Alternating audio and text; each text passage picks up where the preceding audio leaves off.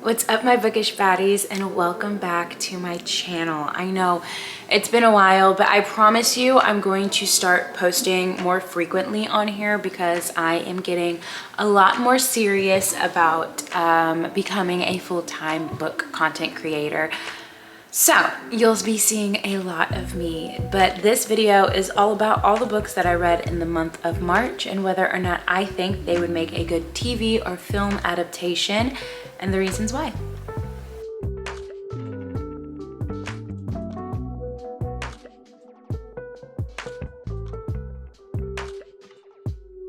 Okay, I need to start off by saying I read entirely way too many rom-coms. Like, the majority of these books are romance novels, and I apologize for that because you will see that I am not typically a person who just reads romance. But for whatever reason, in March, I was feeling the love.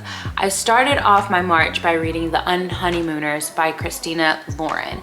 Now, I also was a few days ago years old when I found out that Christina Lauren is actually two people. There's a Christina and then there's a Lauren, which I did not know. This book was so cute. I can definitely see it on like the big screen. I think that this is a book that I would enjoy going to the movie theaters for because we need to bring rom-coms back. Like, I don't think we go to the movie theaters enough, and I don't think there's enough cute, good, decent rom-coms in the movie theaters, and we need to bring this back. This is also one of those books that I feel like if it was to be turned into a movie, I would definitely want to be in it in some way, shape, or form. Like, I need to audition for this if it was to ever be turned into a movie. Fake it till you bake it. This book started off strong. This book started off so strong. I was so close of DNFing this book. This book frustrated me in a sense of like, the ending could have been so much better and it was rushed. And when I tell you, I'm gonna spoil it a little bit. There's a third act breakup in this book. And when I tell you there was 10% left. Like, I listened to this on audio and it said 90% done and there's a breakup. And I said, what? So you know the breakup's not gonna last long. And I just feel like if you're gonna break up, if there's going to be a third act breakup, make it good and juicy for me. And this just did not.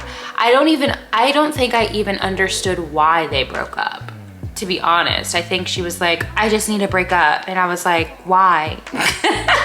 I didn't understand it.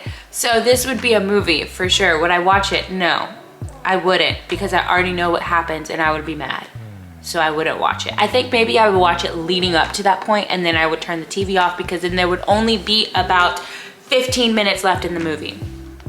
It's not worth it for me. It's not worth it. There's already so much problems that they were going through in this book. They were fake dating and they got found out. Like, that should have been enough. I'm over it.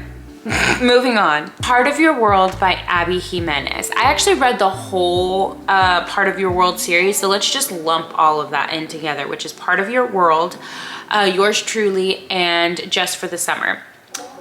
I loved these books. Okay, starting with Part of Your World felt like it should be a telemovie. Like, when I say that, I mean something like on Hallmark, but Yours Truly felt elite. Yours Truly felt like it should be on Netflix. Like, it was not like a Hallmark movie.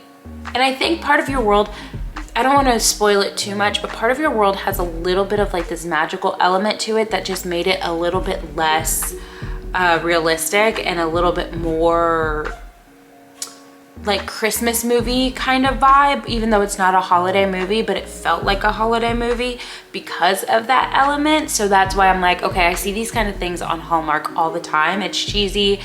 And not to say that Part of Your World was cheesy, because it wasn't, but there was that element that I was like, I don't really see this going to theaters. I don't like this element of it makes it less of like a movie that I would want to see in like the theaters or Netflix or anything like that. However, Yours Truly felt like it should be a Netflix movie, but then then you read Just for the Summer, and Just for the Summer feels like it should be in theaters.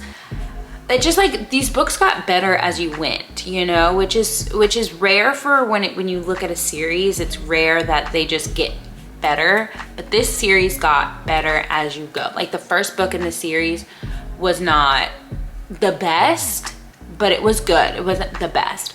All of these I would have to, because of where Just for the Summer is on how high I've ranked it and how low I've ranked Part of Your World, I would have to put all of these movies like on Netflix or Hulu or some kind of streaming service like that.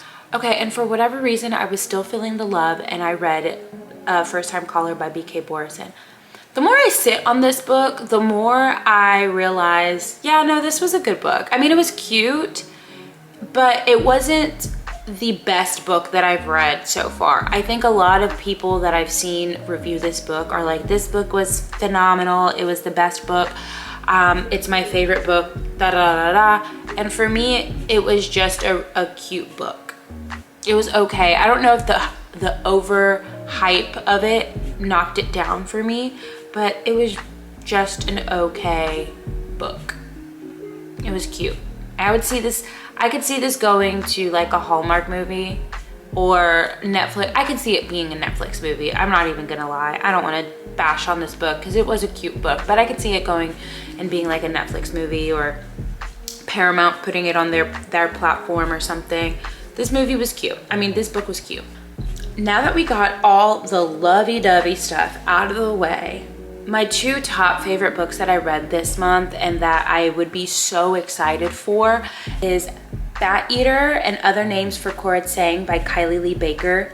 This honestly could go two ways. It could be a limited series or it could be a movie, but if this is a movie, I would want A24 to do it because that's the vibe of this book. In this book, we follow Cora, who is a crime scene cleanup person during COVID, which is crazy. There is a serial unaliver that is roaming around, but then also there's like some supernatural elements to this. It's just really good, and at first I was kind of feeling like the plot of the serial unaliver was getting lost, but it's the build up. It's the build up, and that's why I think like at some point both elements connect, and I think that's why I feel like it could go either way into being a limited series, but it could also go into being a movie. But if it does become a movie, either or, because I know A24 has done series as well. I think either or, I would really want A24 to put this on. Yeah. And then my top favorite read is When We Were Real by Daryl Gregory.